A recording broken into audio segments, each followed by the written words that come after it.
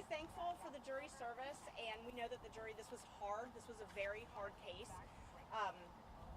It's hard to listen anytime you lose a member of the community, especially a beloved member of the community. It's very hard to listen to that evidence and to fairly decide this, but we think that the jury, they got it right, and we're very, very happy with the result. We believe in Ryan, and we've believed in him this entire time, and we're so, so pleased that the jury listened and gave it everything that they did. Tell us what happens next on Monday. Yes, so Monday we'll have a sentencing hearing. Ryan's facing a possibility of up to 10 years in prison. He's already served 5 years. He's been in custody this entire time.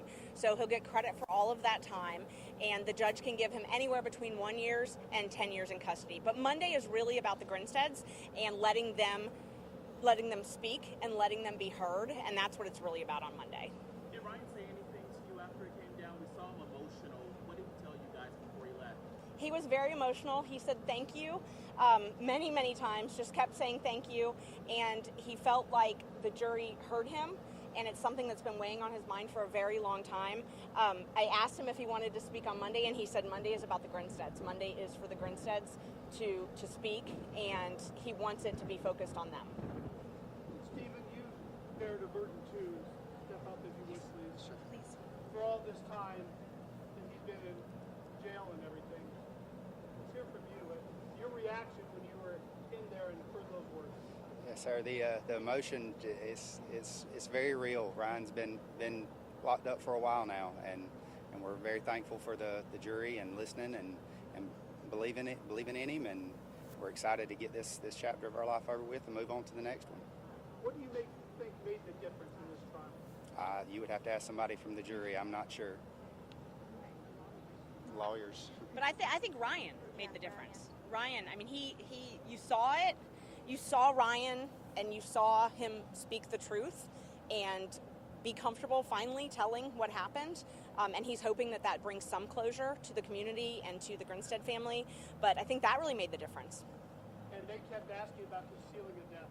They did. They kept asking us about venue on concealing a death, whether or not, because when he took the stand, he admitted to his role, which was in Ben Hill County. And so I think that they had they were confused and had some issues on whether or not it happened in Irwin County or Ben Hill County. But I think that they got it right at the end of the day. We believed in Ryan. Stephen actually called me, and we, my husband John and I, we have our own family practice. It's a small family law firm, and we always have felt very strongly about doing pro bono work. We've always done pro bono work, and we think that it's something that lawyers should do. And so we always had one case, and it was just the timing was great because I had just resolved a case that I had, a pro bono case, and so I knew about the case. I had done some interviews on the podcast, and we knew about it, and met with Stephen, met with their family, and just fell in love with them, fell in love with the community, and wanted to come down and help. What were the biggest challenges throughout the trial? The last minute detail. A lot of the last minute things, getting things last minute, that was kind of frustrating. We like to be prepared, and we like to have things ahead of time, and so sometimes getting things last minute was difficult. Also the time. I mean, it's very hard when you have a case that's been pending for so long, and the information's just not fresh, and so you've got to go back and sort of reinvestigate the entire case, and so that was definitely a difficulty. Do you think the community can move on now? It's 2005. It's been a very long time coming. Do you think this will begin the healing? I know nothing will bring Ms. Grinstead back, but moving for the community, what do you think happens now? Is this a start to that? We really think that the community can start to heal now. They have heard from Ryan what happened. They know that the person who actually committed this crime is in prison. While he may not be in prison for committing the crime that he committed, he still is in prison. And I think that gives them some amount of closure. Justice is never perfect. So while he may not be paying the price for the crime that he committed, he is definitely being punished. And so that hopefully will give the community some amount of closure. Evan, you sat next to Ryan most of the time, and that's his and you questioned him. What was going through your mind as you questioned him? Did you believe the jury was believing his story at the time? Yeah, well, I can tell you that I've known Ryan since we were kids. I went to high school with Ryan, and and that's why I agreed to join the case. I actually reached out to the merchants when I learned about Ryan being charged and then taking the case on. So I believed Ryan right from the very beginning, and getting him ready to testify and then having him testify in front of the jury. I think it was raw and it was real, and at least when I heard it, we were getting ready and then in front of the jury, it really resonated with me, and I thought it was very powerful. So. And you were arm in arm with him as that verdict came in. Yeah. Take us through that moment. Yeah, it's hard to describe. It's like you're skydiving and you're about to jump out of the plane, and it's like, oh, I know it's about to happen, and then it did, and I could feel. I had my hand on his shoulder as it was read, and I could feel the tension sort of flow out of him, as the not guilty verdicts were read. So it had a very clear, physical impact. I could feel the tension leave him as it was read. And his first words? What's that? His first words to you? Gosh. Thank you. I don't know. Yeah, thank you. Yeah, I think we got back to the roommate there. We didn't say much when we were, out in the courtroom, but yeah, he was overcome with, I think, gratitude and relief once we got back there. Do you think there was one piece of evidence or one witness that really made your case stand out and made people side more so with the defendant?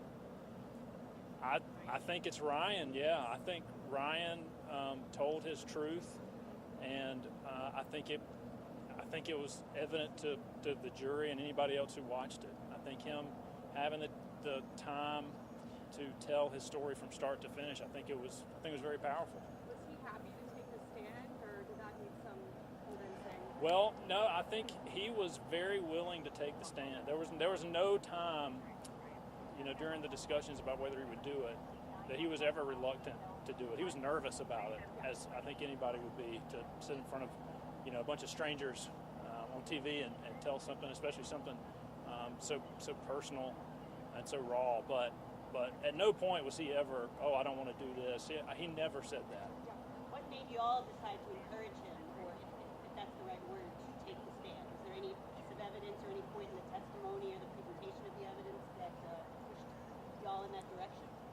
I don't think so. I think it made sense. If we all had the chance, obviously as his lawyers, to go through this with him many times, over the course of the several years that we've had the case, been working with him, and I think we all knew from the beginning that he needed to get the story out, not just for himself, obviously, but for the community, for the families that were touched by the case. So I think I don't think there was ever a time, I don't think we were like, oh, this is a bad idea, don't do it. I mean, I think we all knew it the whole time that he was gonna talk about it, and he knew as well. It was one of the first things when we met. Oh, I'm sorry. Thank you, Tony. When we first talked with Stephen, I came down and met with Ryan, and him telling me what happened was what really compelled me. And then, of course, I had to convince John that this was what we wanted to do. And John came down and met with him and heard Ryan, heard what happened, and we both believed him. And we're both compelled with that. And so there was never really a doubt about him being able to tell his story. That was something that was always important to him. He wanted to do that. He wanted everyone to know what happened. He was very scared at first, but some things transpired throughout the case with Mr. Dukes and his arrest that made him a little bit less scared. But, it's hard to get up in front of the world and tell something that has haunted you for so long. And so that was definitely something that was nerve-wracking for him, but there was never any doubt in our minds because it was the truth. Speaking of Mr. Dukes, what made you all decide to, as the state said it, parade him in front of the jury, even though you knew he was likely to invoke his right to remain silent? Well, we assumed he was going to answer a couple questions. I mean, not, his name. I didn't really expect that he would invoke his Fifth Amendment privilege to that. And we never really knew what was going to happen because the state had talked about possibly giving him immunity for his testimony. And so we never were sure if he was going to testify or not. We had hoped that he was going to testify and we would have the opportunity to cross-examine him. But until the person actually takes the stand, you never know. So, I mean, I even 5 minutes before expected him to answer a couple questions. And then he didn't. What did you make of the jury requesting his indictment today? I still don't know what to make about that. I think that they were really hung up on the concealing count, and I think that most likely they weren't sure that there was venue in Irwin County, but knowing that Ryan was involved and what he admitted to, they wanted to hold him accountable for what happened, and knew that they couldn't in Ben Hill. And so I think they were probably looking at it to see if there was a way that they could hold him accountable here. And what was going through your mind throughout the deliberations with all these questions that were coming out, especially related to count 6 and venue? Can you bring us inside the courtroom? It is the best and worst time ever. It's one of it's like the skydiving. You don't know what's going to happen, and you've got a person's life in your hands. It's terrifying that it could go either way. He could walk out the door with you, or he could go to prison for the rest of his life. I mean, that is terrifying, particularly when you've spent the last 4 years getting to know him, getting to know his family, believing in him, believing in his innocence. So that is a terrifying feeling. The venue questions for us were a good sign. You probably heard the prosecutor let out a sigh when those questions came down. Those tend to be good questions for the defense, but you never know with juries. You never know what they're going to do and what the questions mean. So it was nerve-wracking. It was definitely nerve-wracking. Ms. Wellington, would you mind sharing how you're feeling right now? Ms. Linda? I just thank God for these people he sent our way, because they took it, because they believed him, and never one time did I see doubt in their face. Never one time. And I told Ashley she could be a ventriloquist because you can't read her lips. I tried. What was going through your mind throughout deliberations? Me? I had this calm sense about myself. I really did. I mean, I can't imagine sitting over there beside the Grinsteads. I can imagine how they felt, but I don't know. But I can't imagine if I was there after I saw Ryan's testimony, it would give me peace that he got up there and let me know that my daughter's not coming back, because he painted the picture for them that he didn't have to. And I hope and pray that they can find forgiveness in their heart, because I think God was involved in all this. I really do, in getting this story to y'all. Stephen, if you could say anything to the Grinstead family now, what would you like to say?